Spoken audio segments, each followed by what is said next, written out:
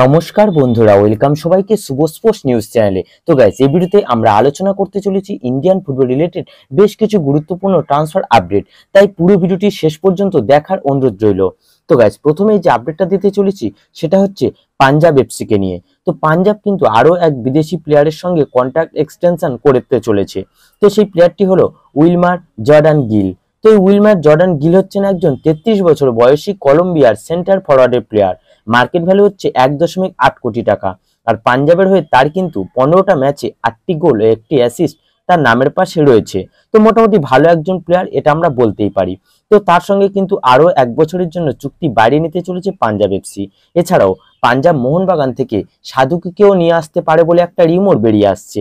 আর সাধুকুকে যে মোহনবাগান রাখতে চাইছে না, এটা এক প্রকার নিশ্চিত। কিন্তু আসল ব্যাপারটা হচ্ছে সাধুকুর সঙ্গে কিন্তু মোহনবাগানের আরো 1 বছরের চুক্তি রয়েছে।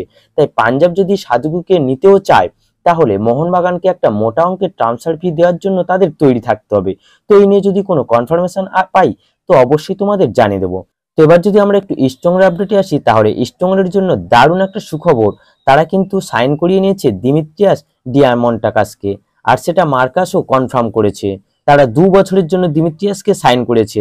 তবে 12ই জুন ট্রান্সফার উইন্ডো খুললে তারপরেই কিন্তু তোমরা অফিসিয়ালি অ্যানাউন্সমেন্টটা পেতে চলেছো। 2 বছরের জন্য 8 কোটির একটা অ্যামাউন্ট তাকে দেবে ইস্টবেঙ্গল। আর মেডিকেল বা আরো যেসব ফর্মালিটিগুলো ছিল সবকিছুই কিন্তু পূর্ণ করে ফেলেছে ইস্টবেঙ্গল। তো ইস্টবেঙ্গলের জন্য কিন্তু এই সিজনের সেরা একটা সাইনিং, এটা আমরা বলতেই পারি। তো এবার যদি আমরা এফসি গোয়ার আপডেটে আসি, তাহলে এফসি গোয়া কিন্তু আজ একসঙ্গে তাদের দলের 7 জন ফুটবলারকে অফিসিয়ালি টাটা বাই বাই জানিয়ে দিয়েছে, যার মধ্যে বেশ কিছু বড় নামের প্লেয়ারও রয়েছে যারা এই মৌসুমে খুব ভালো পারফর্মও করেছিল।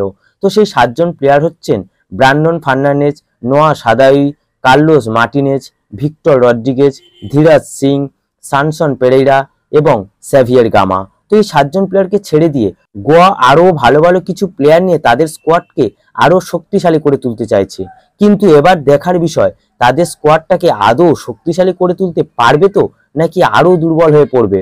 তো তার জন্য আমাদের কিন্তু একটু অপেক্ষা করতেই হবে। তো গাইস, এই ভিডিওতে এই আপডেটগুলি দেওয়ার ছিল। যদি ভিডিওটি ভালো লেগে থাকে তাহলে অবশ্যই লাইক ও সাবস্ক্রাইব করে দিও।